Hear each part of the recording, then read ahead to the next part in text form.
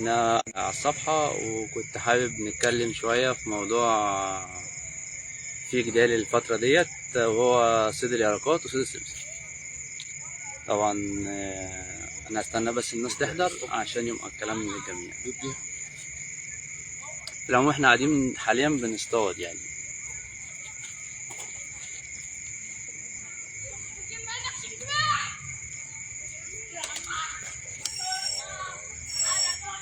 ايه راحت؟ راحت؟ مودة السمكة في حتة تانية، مكانش مركز لها تجيب.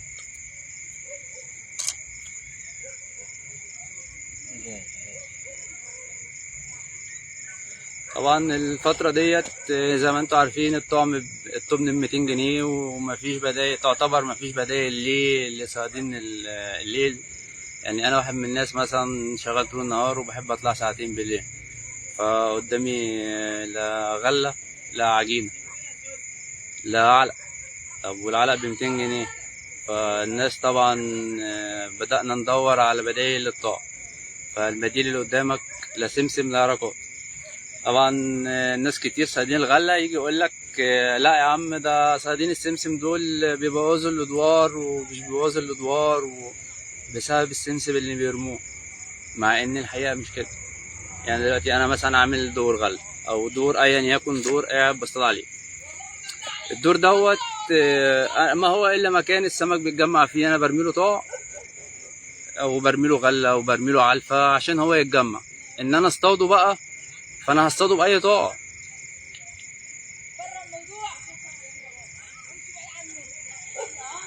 حبيبي عامر نورتني. نرجع لموضوعنا. فانا دلوقتي عملت دور، فهي المشكله في صياد السمسم اللي هو اللي بيجيب السبله يجي يرميها في الدور. فطبعا انت بتمشي بتصطاد بغله وبتمشي، هو بيجي بالليل يجي يرمي السبله في الدور ياخد السمك، وتاني يوم بيجي ياخد سمك، تالت يوم بيجي ياخد سمك، رابع يوم ولا انت ولا هو هياخد سمك. ليه بقى؟ زيه زي صياد اللي بيعلف رده. في ناس كتير بتعلف رده ويومين تلاتة تلاقي الدور ما بياكلش. طب ايه السبب؟ السبب ان كتر العلف وكتر السبلة اللي بتترمي والحاجات دي كلها بتنزل تحت في ارض الدور بتتخمر. وطبعا الدور مقفول ميته واقفة عشان انت بتعرف تصطاد فيه، مش هتعمل دور ميته واقفة. فالعلف الزيادة والردة الزيادة والسبلة الزيادة ده كله بينزل في الارض على الطينة، والطمي بتاع البحر يبدأ يعفن. طيب بعد ما يعفن السمكة مش هتيجي في مكان فيه عفونة. يعني هي السمكة جت أول مرة تاني مرة عشان في سبلة بتترمي فيها سمسم فبتاكلها، لكن بعد كده خلاص ولا أنت هتعرف تصطاد ولا هو يعرف يصطاد. فبالتالي أنت لازم تنزل تنضف الدور. إحنا قاعدين في مكان في الزقازيق هنا ناس كتير بتصطاد بسمسم، بس اللي بيصطاد بسمسم بينزل كل 3 أيام ينضف الدور ياخد سمك. طول ما انت بتنضف الدور وانت بتصطاد عليه سمسم وانت بترمي سبلة، ده كله بيخلي السمك يطفش من الدور. فلازم كل 3 ايام تنزل تنضف. طبعا السمسم او اليرقة دي كلها يعني مراحل من مراحل تطور ونمو الدبانة. كده كده الدبانة ديت لازم توصل في مراحل نموها لليرقة. فاليرقة ديت هتنزل تتغذى على حاجة الدبانة واثقة وعارفة ان هي اليرقة دي هتطلع تعيش عليها. عايزة ايه؟ عايزة مناخ او تربة فيها رطوبة كبيرة، عشان اليرقة دي لما تطلع تبدأ تتغذى على العفونة او على الاكل اللي موجود اللي اتباضت عليه البيضة دي. وبيظهر لك في الاخر بنتيجة تلاقي يرقة او زي ما احنا بنقول عليه سمسم، سواء بقى سمسم العادي الابيض بتاعنا او اليرقة ذبابة الجندي الاسود. ذبابة الجندي الاسود دي مش موجودة في مصر. ديت احنا في ناس استوردتها، وبناء عليها هي كانت داخلة مصر عشان تبقى علف للسمك وعلف للدواجن. ليه؟ عشان فيها نسبة بروتين عالية. فاحنا في الاساس اصلا مزارع السمك بتاكلها، فهي ما فيهاش خطورة عليك. وانت لو بحثت على الانترنت وخش على اليوتيوب هتلاقي ان السمسم واليرقات في داخل في المجال الطبي كبير. يعني انت اتعب بس شويه كده ودور، وانا هسيب لك لينكات للكلام دوت، فهتلاقي الحاجات ديت اليرقات دي بيستخدموها في مجال الطبي. فانا ما اعتقدش ان هي يكون عليها ضرر للانسان، وده من رايي الشخصي، كل واحد وليه راي. احنا دلوقتي عرفنا صياد السمسم ليه لما بينزل يصطاد على الدور بتاع الغله بيبوظ الدنيا. احنا لكن انت لو نزلت زي اي حد بتعلف بغله وبتعلف بعلف بادي مثلا، او بتعلف برده بحدود مش بكميات كبيره، عشان طبعا مش تنزل تتخمر في الارض، فبالتالي انت هتعلف وتنزل تصطاد بسمسم فهتاكله. سلة شويه على الميه والاقي في ناس قاعدين على الدور مش بتاعهم وفارشين نفسهم. الدور اصلا الدور مش بتاعي وانا عارف بتاع مين الواحد. لا هو طبعا بص يا استاذ محمد، هي الفكره دلوقتي يا استاذ محمد دلوقتي هي المشكله في ان، معلش مع احترامي للجميع، ما بقاش في هواه دلوقتي كلهم بقى هواه. فالهاوي ده هيتعلم من مين؟ ما قابلش صياد خبره يعرفوا اصول صيد، عرفوا يعني ايه المكان دوت مثلا بتاع حد، يبقى في اصول. لما انت تيجي تقعد مش تبوظ المكان، تحترم المكان النظيف اللي انت جيت لقيته. انا مش بقول الدور ما حدش يجي يصطاد فيه، بس بقول ان الضيف لما يجي على دور مش بتاعه يعني يحافظ. هو مش هيطلع سمك، هو لو قعد ماشي، هو لو قعد مش هيطلع سمك مكتوب عليه محمد سامي يعني، واحنا نحب الخير للناس كلها، بس تقعد باحترامك، تقعد مش تبوظ لي الدور. انا ما اتعبش واصرف واكلف وانت تيجي تقعد انت واصحابك وتبوظ لي الدنيا. يعني الدور بتاعنا باظ كذا مره بسبب الناس، وقابلت الناس وقلت لهم يا جماعه مش هينفع، انت عايز تقعد تعالى نورني عيني وعرس. انا ما بقولش لحد مش يجي دور يقعد في الدور، انا احب الخير للناس كلها، الناس كلها تيجي تاخد سمك انا افرح. بس انت تيجي تبوظ المكان، انا اجي بعديك ولا اعرف اقعد، واجي ليك مثلا انت قاعد انت واصحابك وانا اجي انا اضيف عليكم، فما اعتقدش ان الامر ده حد هيحبه. فاحنا عايزين نتعلم اصول صيد. الناس الهاويه تقعد مع ناس واحد غاوي ده هيفهمك يعني ايه دور، وهيفهمك يعني ايه صيد، ويفهمك يعني ايه اصول. انا اكون قاعد مثلا جنبك، انت ما ترميش عليا ولا نرمي عليك، انت تحترم رزقي وانا احترم رزقك. محمد خشبه يا صاحبي، مفيش امتع من صيد الغله والريم ولو الطعم من الارض. يا محمد انا مش بتكلم على ان غلو الطعم هو سبب ان انا اشتغل يرقات او اشتغل سمسم، لا بالعكس. يعني انا لو الطعم متوفر ليا انا هصطاد بطعم. بس في ناس كتير مش حمل ان هي تجيب طمن ب 200 جنيه. سيبك انت بميه عامله ايه. لا البحر النهارده شغال حلو وما بسم الله ما شاء الله عليها يعني. فانت ممدوح لو عايز تنزل انزل دلوقتي، الميه جميله بصراحه وفي مقاسات حلوه. انا هوريك يعني، انا هوريك العايشه بسم الله ما شاء الله عليها. مش في سمك كتير والغمزه بتطول شويه، بس في سمك حلو.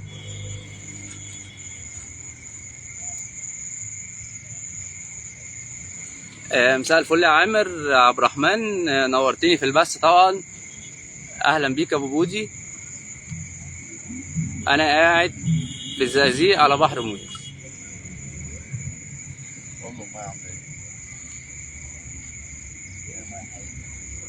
بس هنرجع لموضوعنا وموضوع السمسم واليرقات. فانا شايف ان انا طول ما انا شغال بعلف غله وبعلف علف مظبوط، فانا هلاقي اقبال على السمسم مظبوط ودوري مش هيبوظ.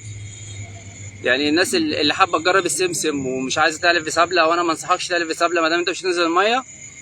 فانا لا، انت تعالى كل يوم اعلف علفتك قبل المغرب او اقعد بالليل الساعتين بتوعك، روق على نفسك وخلي ليك مزاج حلو. عايز تصب سمسم انزل اصطاد بسمسم، عايز تنزل يرقات انزل اصطاد برقات. اعلف زي ما انا قلت لك غله وعلف وتوكل على الله وانزل ودورك مش هيبوظ.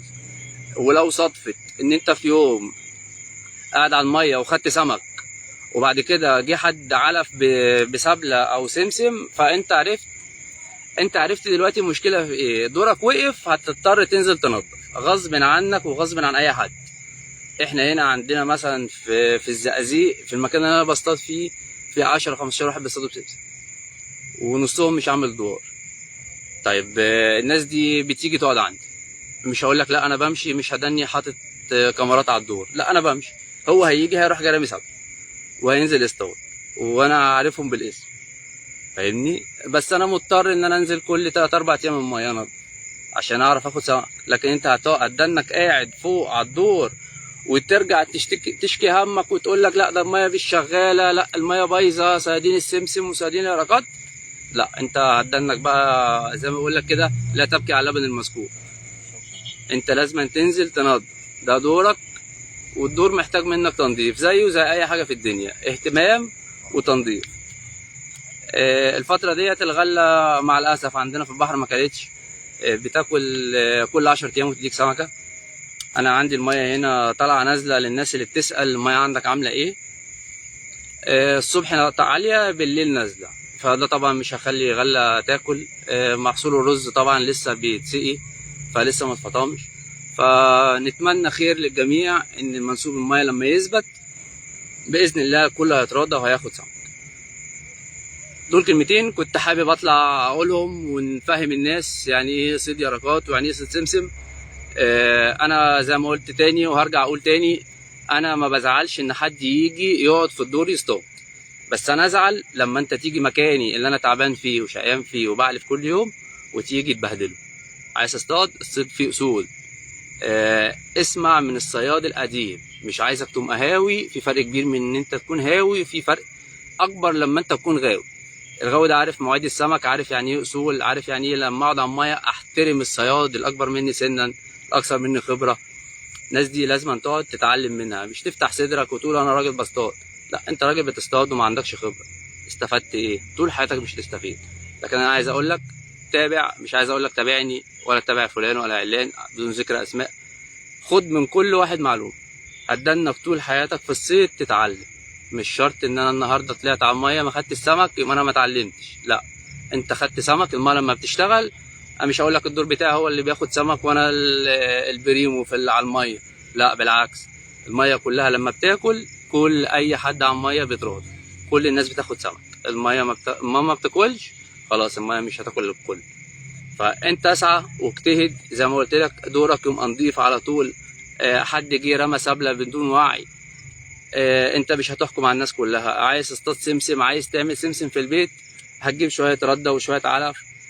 في نقطه عايز اتكلم فيها برضو تانية، اللي هو قال لك اليرقات والسبله والسمسم بينقلوا الامراض. طبعا مع احترامي للجميع، ومش هنخش في حديث طويل عشان الناس صيادين عشان الناس صحاب المحلات ما يزعلوش من الكلام اللي انا هقوله. الطعم اللي حضرتك بتصطاد بيه ده، انت عارف هو طالع منين؟ يعني الطعم، انا عايز اقول لك الناس دي تعرف بقى اللي انا هقوله ده، صيادين صحاب المحلات. من شهر 3 لحد شهر 5 الطعم اللي احنا بنصطاد بيه ده كله ده مسقي بميه صرف. فما تفتكرش ان الطعم اللي بيجي لك ده انضف حاجه في الكوكب وصيد نضيف ونزيه والشعارات اللي احنا بنسمعها، لا بالعكس. الطعم اللي بيجي لك ده 3/4 فيه صرف. بالنسبه للطعم الفطاط والعلق العاديه اللي هي بتيجي فيها بلدي وفطاط، الطعم الفطاط ده جاي منين؟ ما جاي من الصرف. هو بيعيش فين؟ بيعيش على صرف. وهتحقق الكلام ده على مسؤوليتي وتحدى فيه اي حد. يعني احنا بنيجي فتره في المحل عندنا لما بنيجي نشتغل، ايام ما كنت فاتح المحل شهر 3 و4 و5 ونص 5 كمان، الناس عارفه الطعم بيجي منين. احنا بنلبس جوانتيات في ايدينا عشان نعرف نيجي نبيع لك الطعم. وفي ناس كتير صحاب محلات بطلوا يجيبوا الطعم دوت عشان في مرض بيجي تحت الضافر كده، بيخلع الضافر. يعني انا بنصح الناس عشان كل ياخد باله. انت لو هتستخدم طعم فخليك حريص برضو في استخدام الطعم، ما تفتكرش ان الطعم ده نضيف. استاذ ياسر، الموسم متاخر عند الكل يا غالي، وده اللي مخلي الناس كلها حاسه ان الطعوم هي السبب، ويقول لك ده بوظ الاضواء. هي ده بالفعل يا استاذ ياسر، هو ده اللي تم. السنه دي الموسم وحش مع الاسف. واللي بيطلع يصطاد في مياه صغيره، اللي بيطلع يصطاد على ميه كبيره حره مع الاسف الموسم ضعيف. لما احنا بننزل على الميه مثلا وبتاخد كيلو ونص سمك، 2 كيلو سمك، فبتحس ان انت فعلا يعني عملت انجاز، والميه النهارده بتاكل، وبنبدا نقول الميه بتاكل الناس تطلع تصطاد. لكن هو في العموم الموسم بايظ. اللي شغال على مياه صغيره زي ما انت بتشوف على اليوتيوب والفيسبوك، الميات الصغيره هي اللي شغاله اواخر الميات واواخر البحور. يعني انا عايز اقول لك حاجه، مثلا احنا عندنا هنا لو نزلت على بحر مويس تحت في صان في اواخر بحر مويس هتلاقي ميه حلوه بتاكل. ليه بقى؟ هقول لك ليه.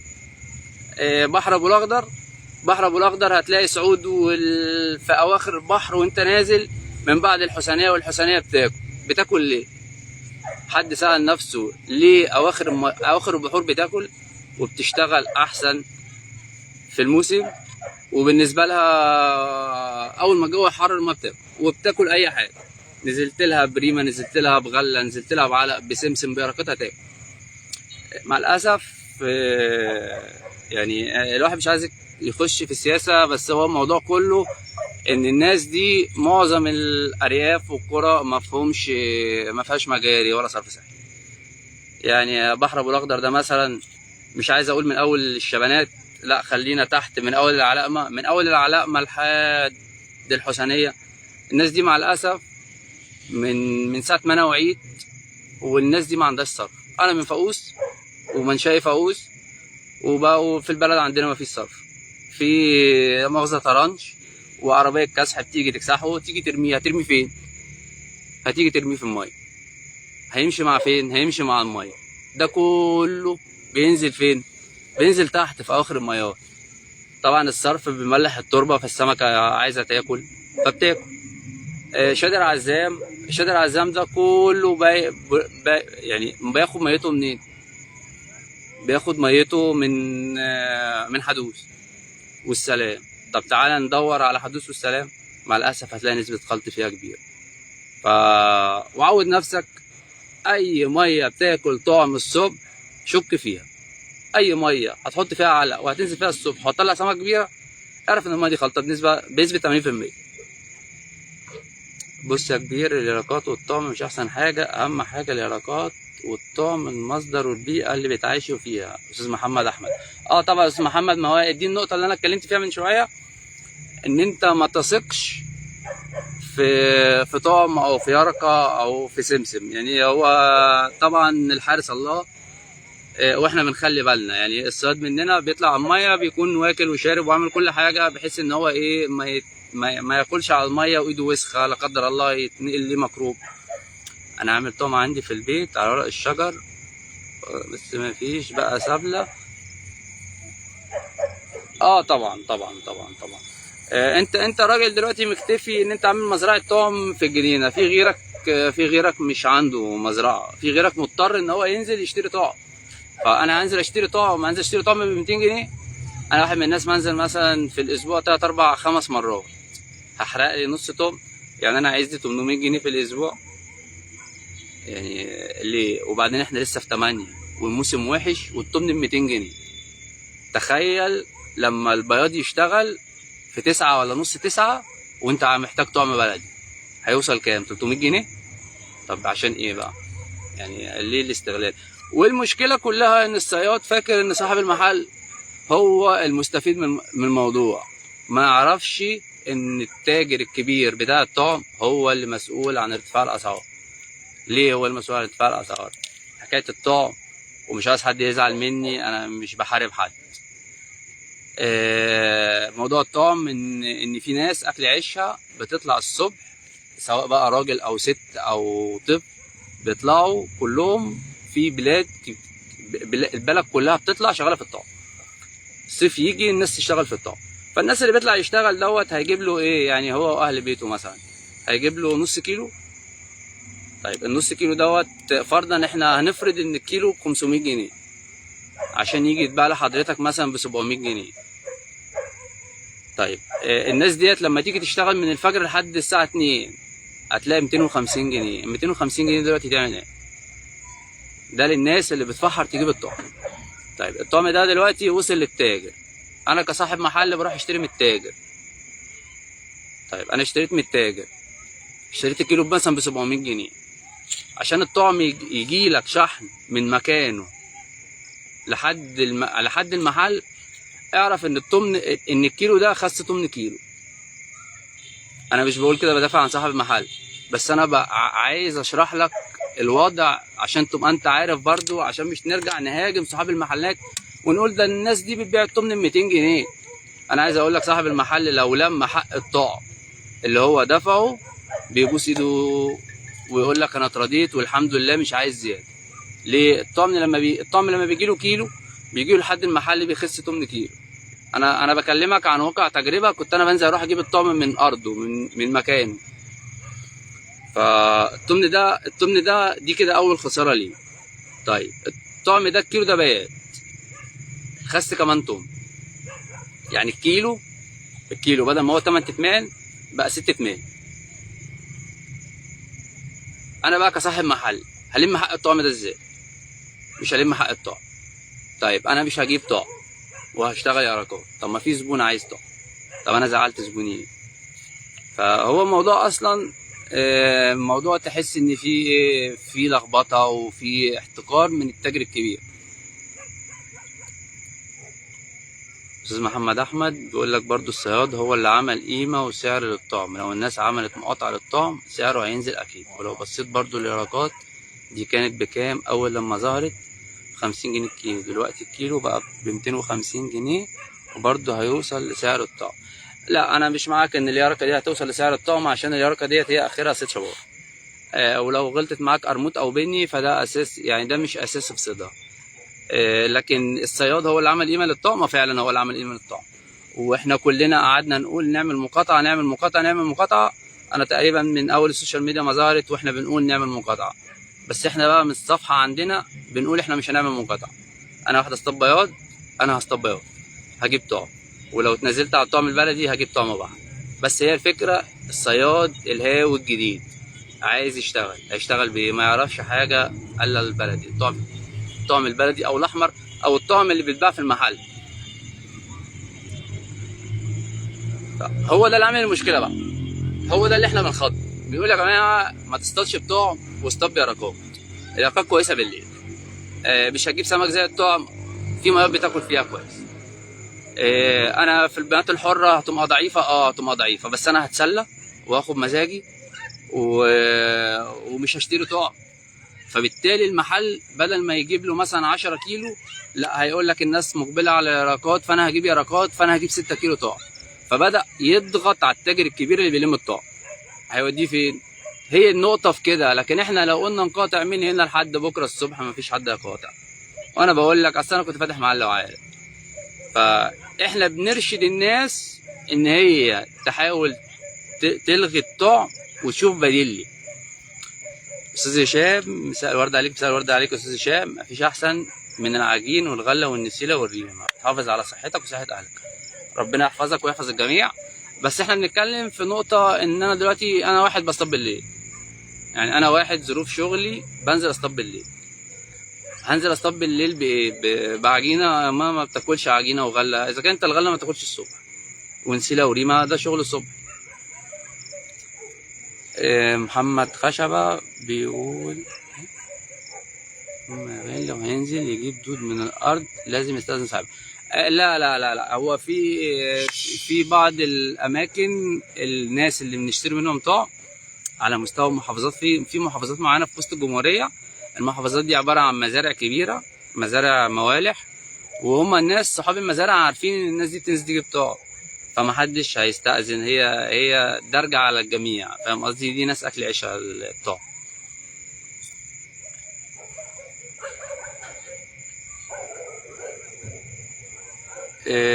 يا صاحبي مفيش امتع من صيد الغله والريم. لو طعم الارض غاليه عندك الشعريه او ممكن تجيب الدود. والله يا محمد، يعني انا مش عارف، بقالي فتره كبيره متابع على السوشيال ميديا موضوع العلق الشعريه ومش لاقي حد بيصطاد بيه.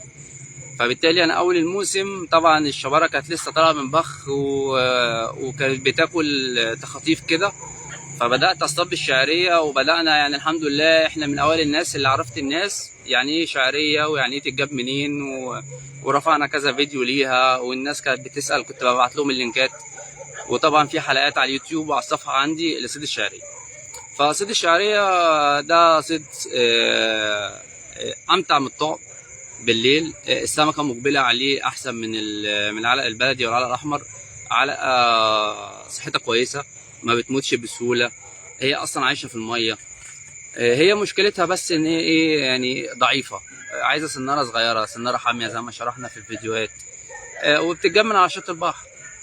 انت لو نزلت على شط البحر بصيت عليها كده هتجيبها، من اراضي زراعيه هتجيبها، ليها كذا طريقه تجيبها. معلش طولت عليكم، بس الموضوع فعلا كان محتاج ان انا اطلع اتكلم فيه، واتمنى اكون افدتكم. ولو في حد ليه راي في الكومنتات، حتى انا لو قفلت البث انا هرد عليه باذن الله. شرفتوني، شرفني كل اللي معايا في البث. والسلام عليكم ورحمه الله وبركاته.